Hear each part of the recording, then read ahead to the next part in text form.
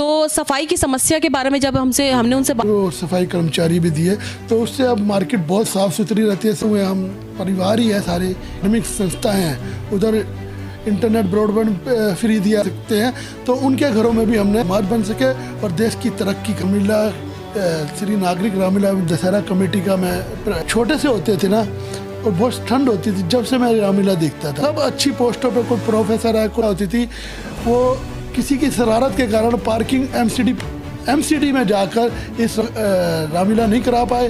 सिर्फ राम प्रभु की धूमधाम से मनाते हैं। आसपास के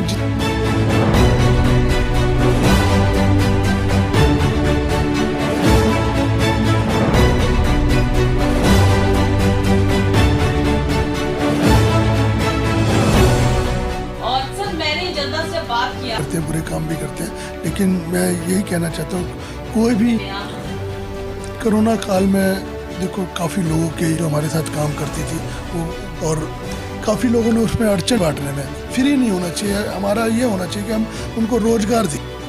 मैं दिल्ली में और एनसीआर में कम से 19 थे, और बाकी रही देखो क्षमता थी सीट की उस, तो लेकिन जब रानीबाग की जनता ने कहा कि नहीं भाई साहब आपको चुनाव लड़ना चाहिए, बदलाव क्या लेकर आ सकती है वो, जैसे कि अभी आपने अब 4 कमरे चाहिए ही चाहिए, तो उसके लिए भी अगर हमें अपने उसमें कोई हक नहीं है, क्योंकि सरकार और जितने भी सफाई वगैरह अभी कोरोना काल के टाइम में जो बरसातें हुई कि कोई भी कार्य अगर बोर्ड लगता है, क्योंकि वो उसमें लिखा फलाने काउंसलर ने मेहनत की या फलाने एमएलए ने, अगर इतना पैसा खर्च करेंगे तो भ्रष्टाचार। बहुत बढ़िया। हमसे जुड़ने के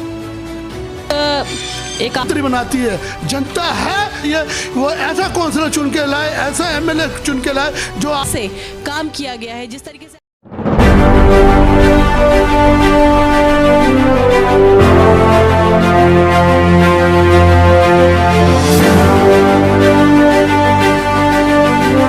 साथियों, आप सभी को मेरा नमस्कार। मैं टीना वर्मा, दिल्ली के रंग से।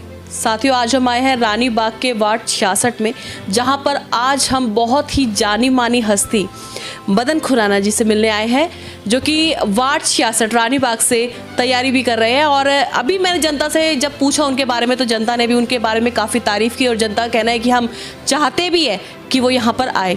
तो सर, आपका स्वागत है दिल्ली के रंग में। और सर, मैंने जनता से जब बात की आपको लेकर, तो जनता के बीच काफ़ी चर्चा है आपकी समाज सेवा के कार्यों को लेकर, क्या कहना चाहेंगे सर? पहले तो मैं दिल्ली किरण के आपका बहुत बहुत धन्यवाद करता हूँ कि आप लोग यहाँ आए।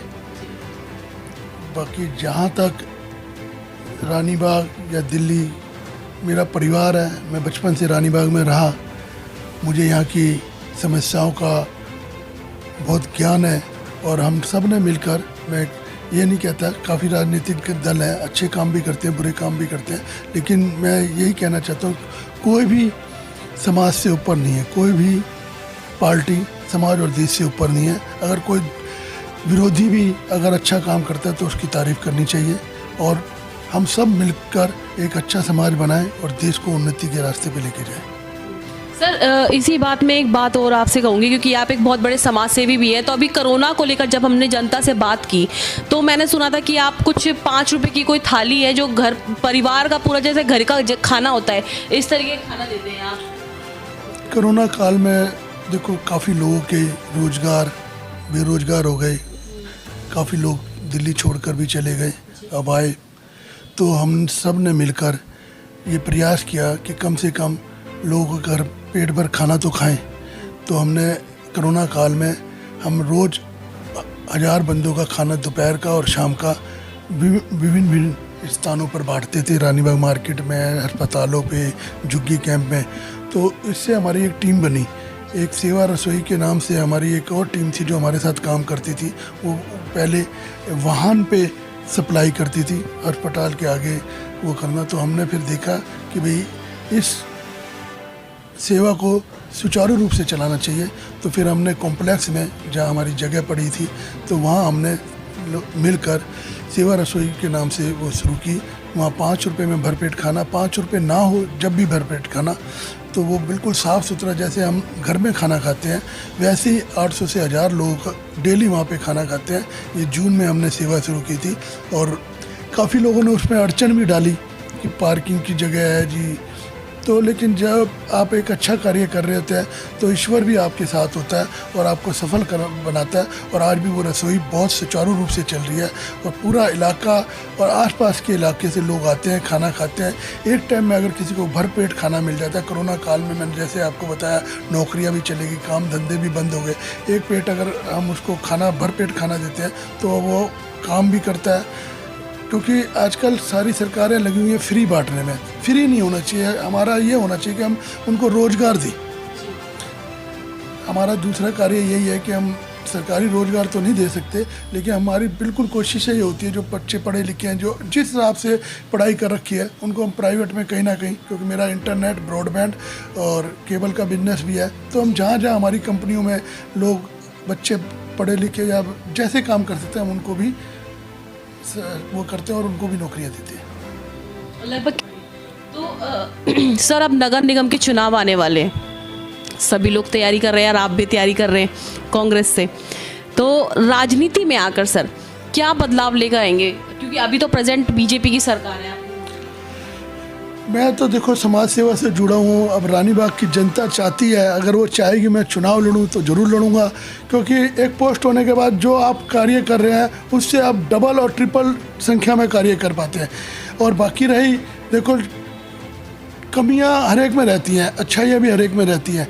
वर्तमान पार्षद जो है उनमें काफ़ी कमियां हैं, उन्होंने जो इलाके के लिए काम करने चाहिए थे नहीं किए, कुछ काम किए भी हैं, मैं ये नहीं कहता, लेकिन जितने करने चाहिए थे, जितनी क्षमता थी इस सीट की, उस हिसाब से उन्होंने कार्य नहीं किए। और रानीबाग की जनता इस बार बदलाव चाहती है, क्योंकि मैं आपको पहले ही बता चुका हूँ मैं इलेक्शन लड़ने के बिल्कुल इच्छुक नहीं था, क्योंकि जो समाज पर के लिए कार्य करने आप सीट बगैर भी कर सकते हो। तो लेकिन जब रानीबाग की जनता ने कहा कि नहीं भाई साहब आपको चुनाव लड़ना चाहिए, तो मैंने कहा ठीक है मैं चुनाव लड़ूंगा। रानीबाग मेन बाज़ार के पदाधिकारियों से बात की तो सफाई की समस्या के बारे में जब हमने उनसे बात की तो उन्होंने कहा कि हमने ये समस्या मदन खुराना जी के सामने रखी, तो उसके बाद उन्होंने हमारी समस्या का निवारण किया। तो सर किस प्रकार से निवारण किया, मैं जानना चाहूँगी। रानीबाग मार्केट दिल्ली की बहुत बड़ी मार्केटों में से एक है और यहाँ सफाई की बहुत बड़ी समस्या थी। पदाधिकारी जो मेरे बड़े भाई भी हैं, छोटे भी हैं, क्योंकि मेरा तो बचपन पूरा रानीबाग में बीता है, तो उन्होंने मेरे को कहा ये समस्या चल रही है मदन जी कैसे किया जाए। मैंने कहा बिल्कुल करते हैं यार, ये तो बहुत ज़रूरी है, क्योंकि रानीबाग मार्केट में आसपास इलाकों से क्या पूरी दिल्ली से लोग आते हैं, क्योंकि ये मार्केट बहुत पुरानी और बहुत अच्छी मार्केट है। यहाँ के दुकानदार बहुत अच्छे हैं, इसलिए क्योंकि ग्राहक वहीं जाता है जहाँ दुकानदार अच्छे होते हैं। तो उन्होंने मेरे से सफाई की बात की, तो मैंने कहा ज़रूर करते हैं। फिर मैंने अपने निजी फंड से गाड़ी लगवा दी, सफाई कर्मचारी लगवा दिए। फिर उन्होंने कहा कि सफाई जो गाड़ी कूड़ा तो उठ रहा है, सफाई में थोड़ी दिक्कत आ रही है, तो मैंने फिर वो सफाई कर्मचारी भी दिए। तो उससे अब मार्केट बहुत साफ़ सुथरी रहती है, सब दुकानदार खुश है और साथ के साथ जो जनता वहाँ पे आती है ख़रीदारी करने, शॉपिंग करने, वो भी बहुत खुश है। तो हमें ऐसे कार्य करते रहने चाहिए। जैसे इतने भ्रष्टाचार बढ़ रहे हैं तो आपको क्या लगता है कि नगर निगम में अगर कांग्रेस आती है तो क्या बदलाव, बड़ा बदलाव क्या लेकर आ सकती है वो? जैसे कि अभी आपने रोजगार की भी बात की एमसीडी में, और एमसीडी में काफ़ी कर्मचारी कच्चे भी है।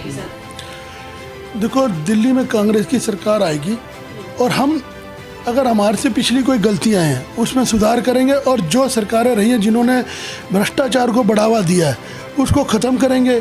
आज एक इंसान अपने रहने के लिए मकान बनाता है, उसके लिए भी पैसा देना पड़ता है। अगर परिवार में 4 बच्चे हैं या 2 बच्चे हैं, अगर वो अलग अलग अपना मकान बना रहे हैं, एक कमरे में गुजारा नहीं होता। पहले परिवार होते थे 1-2 कमरे में गुजारा हो जाता था, अब 4 कमरे चाहिए ही चाहिए।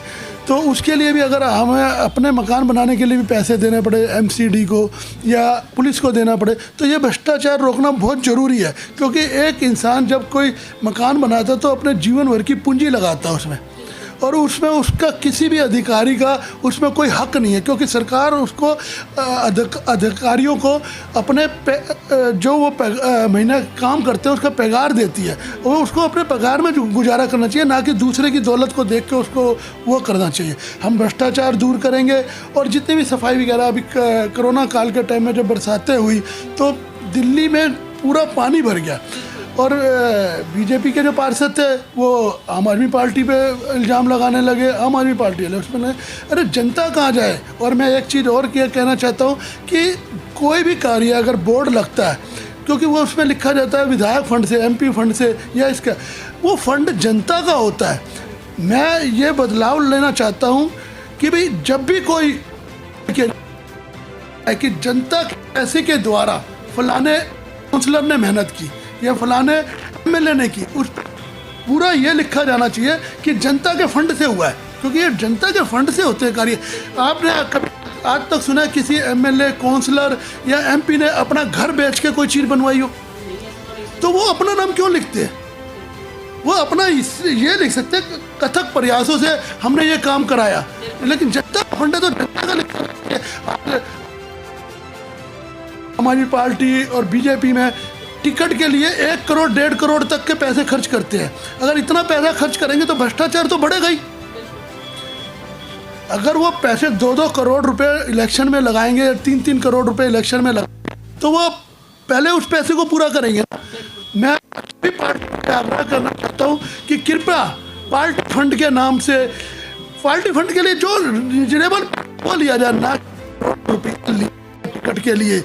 भ्रष्टाचार वही से होता है। इस भ्रष्टाचार को मिटाना है तो पहले टिकटें बेचना बंद किया जाए। बहुत बढ़िया, बहुत बढ़िया। हमसे जुड़ने के एक आखिरी कि जनता को अपने माध्यम से क्या संदेश देना चाहेंगे, रानी बाग की जनता को? मैं जनता से यही कहूँगा कि जनता जागरूक हो जाए, क्योंकि पहले राजा रानी के पेट से पैदा होता था।